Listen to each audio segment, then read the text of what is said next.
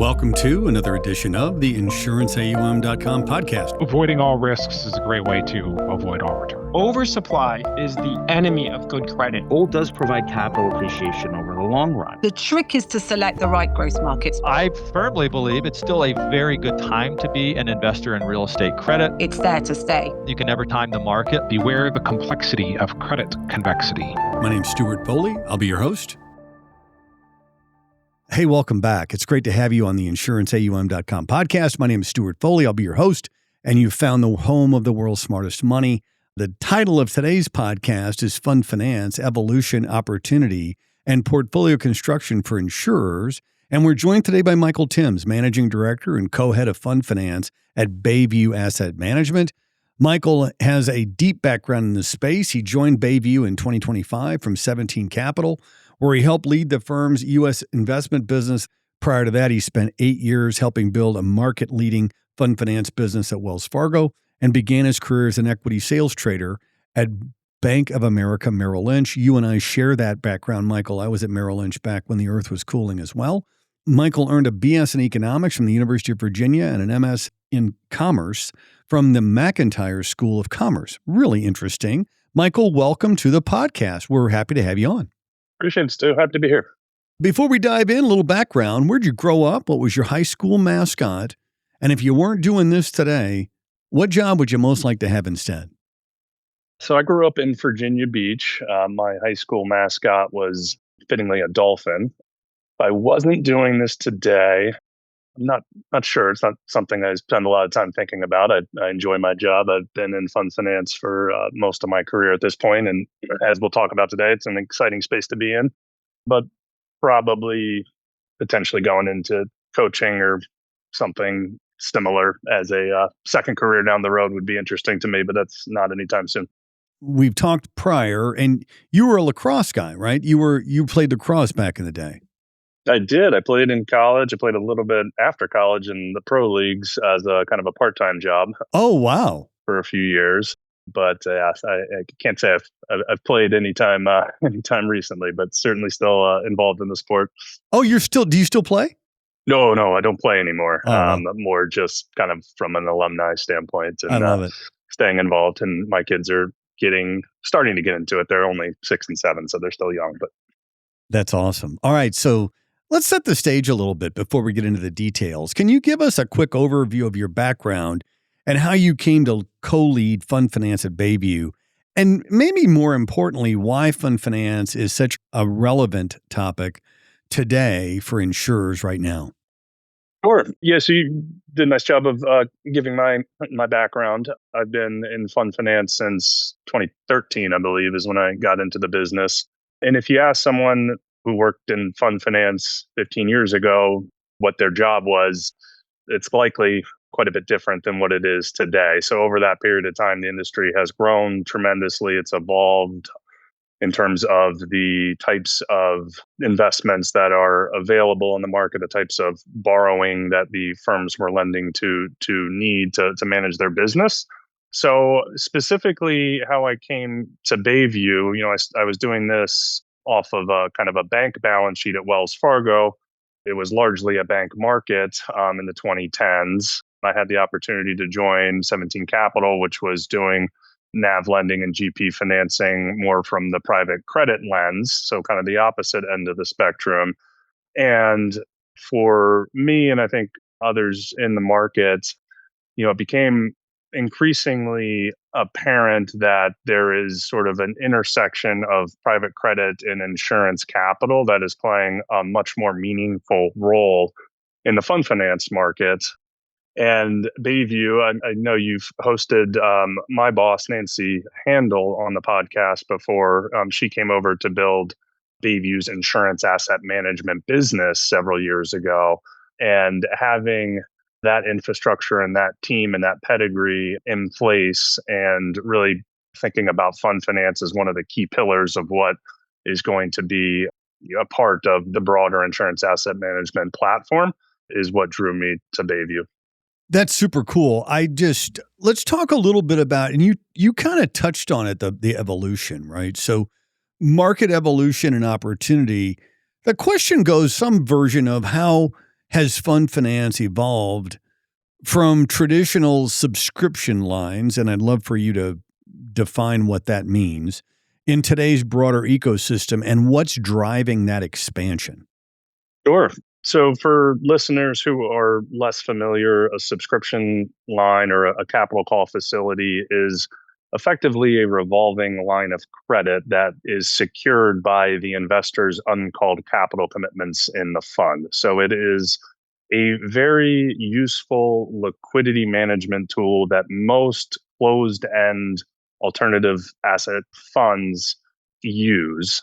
Now, the way they use it has evolved over the years, whereby it really started out as a means to bridge capital calls, limit the number of times you need to call capital and distribute capital to investors to once a quarter or twice a year. I think folks throughout the 2010s, when the market kind of almost 10x'd in size for the subscription lines, folks started looking at it more as a efficient financing vehicle, more than just a bridging facility. And so borrowers, instead of only needing a subline that was 10% of the fund size, it became 30% of the fund size. And every fund pretty much started using it. And then as the alts landscape continued to grow, that's really what drove the growth of that business. Throughout that period of time, over the last really, I'd call it 5 to 7, maybe 10 years specifically, I think GPs have come to understand that there's other types of financings that can be accretive to their funds and accretive to their, the GP itself, and accretive to LPs besides the subscription facility product, namely NAV lending. That could be primary funds, could be secondaries funds. You've got GP financing needs as these GPs continue to grow and scale and need to finance their own businesses, whether it's commitments into their own funds, whether it's strategic decisions at the business level, moving into other lines of business, or recapitalizing a business that was maybe seeded by a strategic investor, things of that nature. And then LPs as well, as LP portfolios became more heavily invested in alternative assets, their liquidity needs have evolved too. And so more solutions, more capital providers have come into the space as a means to kind of fill a gap. And as more capital comes into the space, I think more borrowers of all kind of three types, funds, LPs, GPs, have just all become more familiar and knowledgeable with the tools that are available to them today that weren't necessarily available 5-10 years ago. It's my job to some extent to ask the questions that maybe are too simplistic. But when you're doing fund finance, are these private equity funds? What is the nature of the fund that you're financing? It's a good question. And, I don't think fund finance or other folks have defined their businesses as NAV lending or GP financing or portfolio finance. There's a lot of acronyms out there that are not well defined. So I appreciate you asking the question. When we think about fund finance, it really means the whole spectrum of alternative asset classes, right? Because these tools can be used by private equity buyout strategies. They can be used by credit strategies, by commercial real estate strategies, and the list goes on. Now, through the lens of where we're deploying capital, we're leveraging the broader Bayview platform to focus on the asset classes where we feel we can appropriately underwrite the collateral and structure good investments for our investors. And we're fortunate to have a reasonably broad set of capabilities at Bayview that allow us to be active across most asset classes, where some firms tend to focus on one or the other. For us, it's about seeing as many interesting opportunities as we can source and being extremely selective and choosy in where we deploy capital. So we think that broader aperture is helpful in sourcing the best opportunities. Yeah, it's interesting. I mean, I think that deal flow is, underrated, right? You need to see opportunities so that you can select the best ones. And that makes sense to have the broader aperture that you mentioned. Let's talk about fund finance and portfolio construction, right? So how should insurers think about the different types of fund finance investments today and how they fit into a portfolio? Sure. I think going off of the previous question on how are you defining fund finance, I think that is probably the starting point, right? Because across the spectrum of opportunities that exist in fund finance, from subscription facilities, which are very low risk, highly rated, shorter duration investments, through NAV loans to direct, more concentrated pools of assets, they offer kind of a broad range of risk adjusted returns that some investors may feel fit their portfolio one way or another. So defining what it is you're looking for, and then deciding how best to access the market. Now, our view and part of the strategy of the Bayview Fund Finance lending business is that by having multiple pools of capital that have appetite for the various product sets within fund finance and being able to invest across most asset classes, that allows us to be a very useful lending partner to the GPs and LPs that we're working with. And fund finance has historically always been and remains somewhat of a relationship oriented business, in the sense that when you're lending to a fund, or even more so when you're lending directly to a GP, these tend to be strategic decisions. You have access to a lot of information that is sensitive.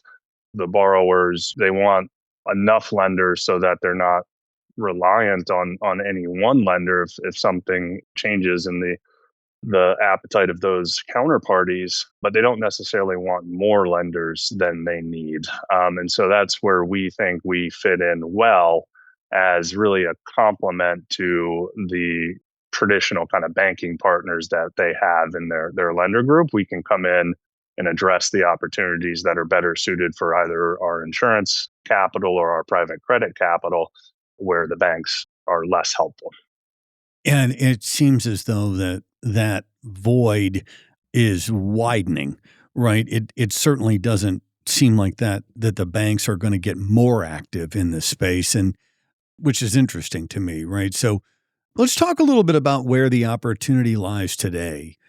Where are you seeing the most compelling opportunities across fund finance right now? And how should insurers think about timing their entry? Whenever I ask a question like this, I also want to tack on, are there places where you're more cautious?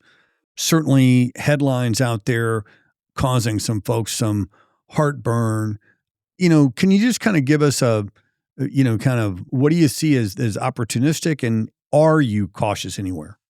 Sure. It's a good question. What I would say, I think it kind of goes back to your comment about where the banks are and what their appetite for risk within the fund finance market is, and understanding that, we're not really trying to compete directly with the banks in most instances. We're trying to be a solutions provider to the borrowers where the banks stop being helpful. And that dynamic, along with sort of just where the broader kind of market cycles drive demand in fund finance, kind of leads where we tend to spend more of our time. And I'll give you an example. After the regional banking crisis a few years ago, the spreads in the subscription facility market widened out meaningfully, where there was very strong risk adjusted returns to be had for a period of time.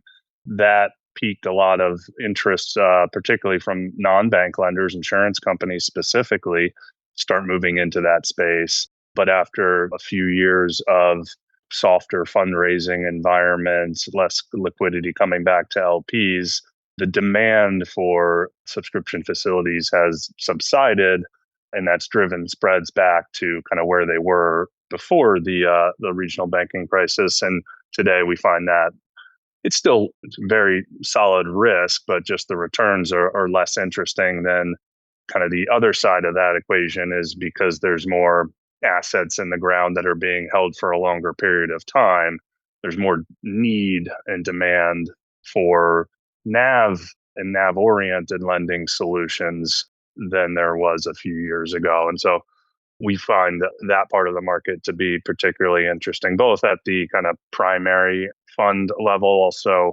certain situations within the secondaries NAV lending space are quite interesting to us.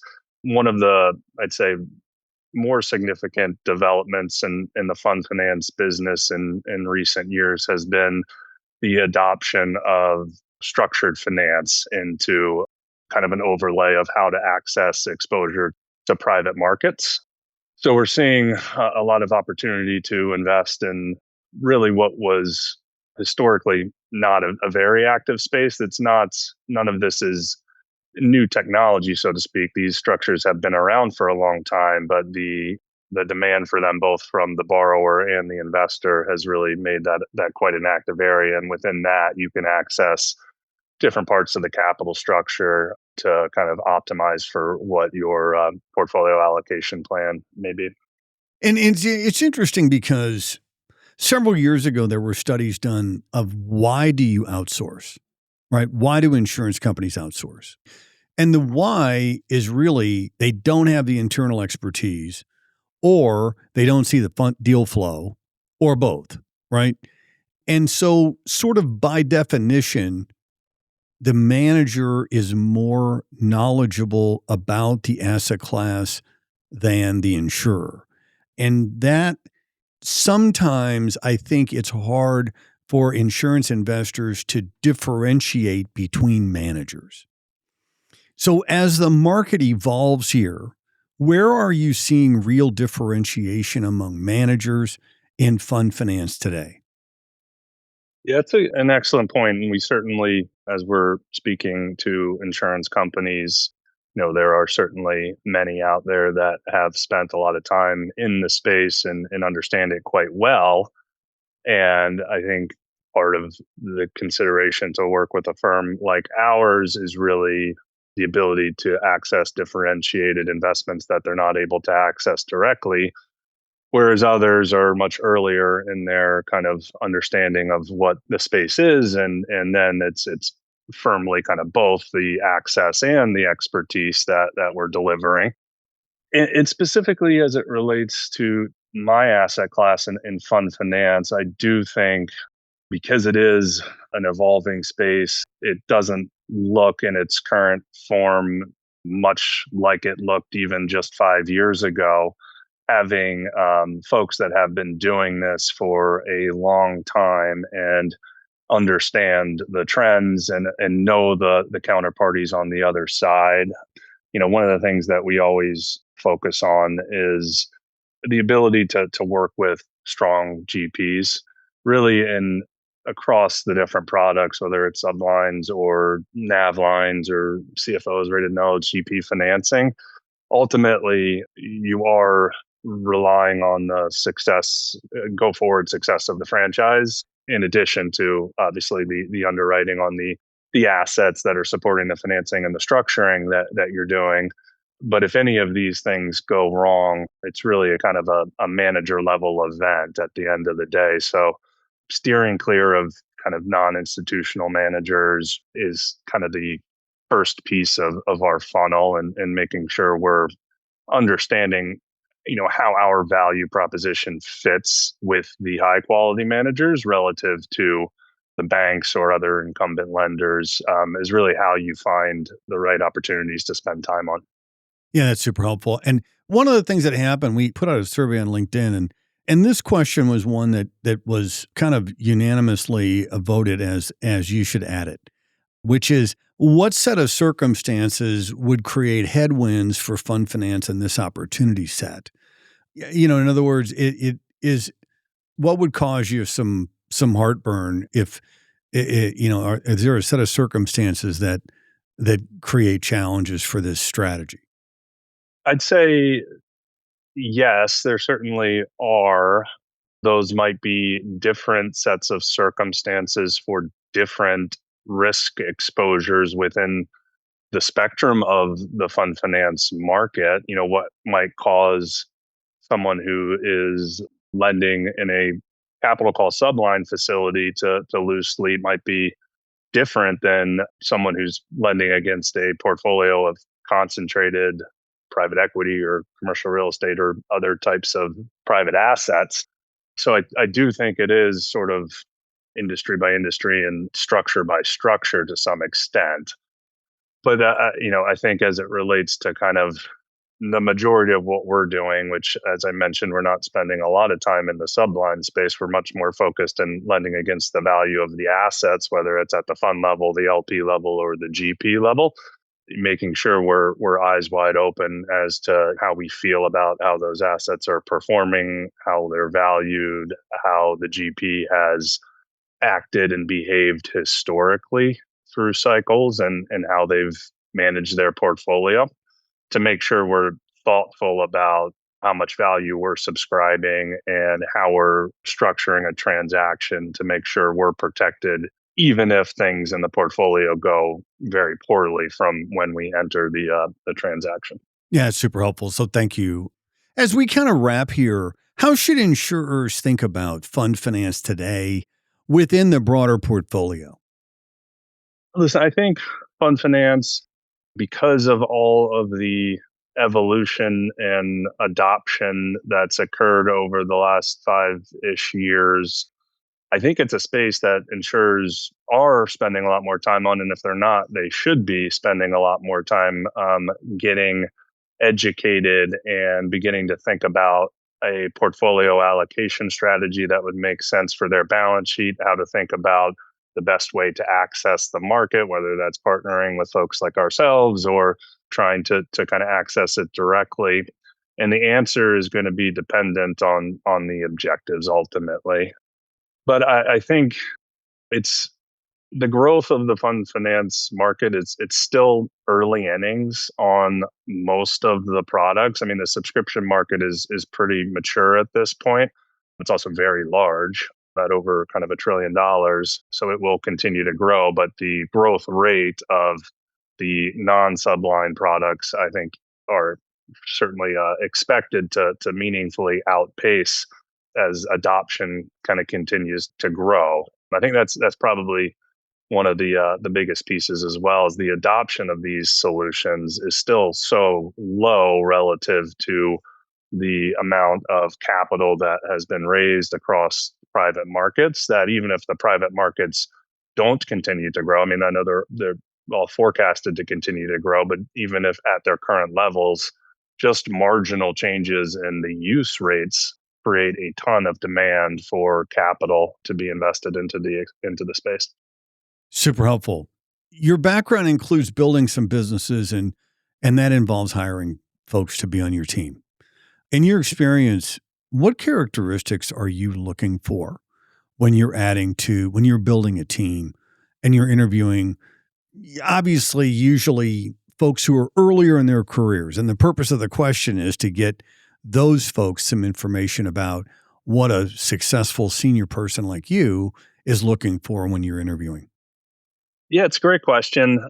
And I'd say the answer to it's changed a little bit over time, because earlier on in my career, as we were building businesses and hiring folks, there was almost impossible to find people that had direct experience in fund finance because it was such a new space. So it was really about finding folks that have demonstrated a high aptitude and success in other areas that have translatable skills. If it's younger folks coming right out of school or recently out of school, attitude and aptitude and willingness to be part of a team. And we've been fortunate, we being, folks who have been in the fund finance industry for the last 15 years, that it's been largely growing, which has created a lot of need to hire new people, a lot of opportunity for folks to expand into different roles. But on the other side of that equation is it's always changing and evolving. So you need to have people that are adaptable, and you'll like that aspect of the job versus think it's a negative. Yeah, no, that's very helpful. All right, last one. You can have dinner with up to 3 guests. Dinner's on us, by the way. I haven't cleared this with a new owner, but keep in mind, I'm kind of going with it. Who would you most like to have dinner with, alive or dead? You don't have to have all three guests. I want to make the rules clear. 1, 2, or 3. Who's coming to dinner with you? Oh, if it's alive or dead, that's an easy one for me. I lost my parents when I was younger, so either one of those would be 1 or 2. There you go. All right. Good. That's good. That's nice. And then for 3, probably more of a point in time response than anything. But I think Jensen Huang, who is seemingly the person that is most at the center of everything that's happening with AI these days. I know you get to hear him speak publicly quite frequently, but I think it would be pretty interesting to have an off-the-record type of a dinner conversation with him. What I think would be interesting, Michael, would be, can you imagine your parents' reaction that AI exists? Like, I listened to a podcast not that long ago where the guest said, "Oh, we're decades away from generative AI." And like 10 minutes later, ChatGPT shows up and you go, how can you be that wrong? Like just the idea that, I mean, even if you could show your parents an iPhone and just go here, and can you imagine? I mean, that would be a really cool dinner. I'm sure that I think you'd learn a whole lot. I think everybody would learn a lot. Maybe all 3 at the same time would be an interesting one for sure. Absolutely. Well, it's been a pleasure to have you on. I really appreciate it. We've been joined today by Michael Timms, Managing Director and Co-Head of Fund Finance at Bayview Asset Management. Michael, thanks so much for being on. Thank you, Stu. If you like what we're doing, please rate us, review us on Apple Podcasts, Spotify, or wherever you listen to your favorite shows. You can also catch us on YouTube, on our YouTube channel at Insurance AUM Community. And if you want to start your journey or broaden your expertise in insurance asset management, don't forget about the Chartered Insurance Investment Manager designation. CIIM is the acronym issued by the institutes. We're thrilled to be partnered with them on that. Thanks for listening. We'll see you next time. This is Stuart Foley. We'll see you next time on the InsuranceAUM.com podcast.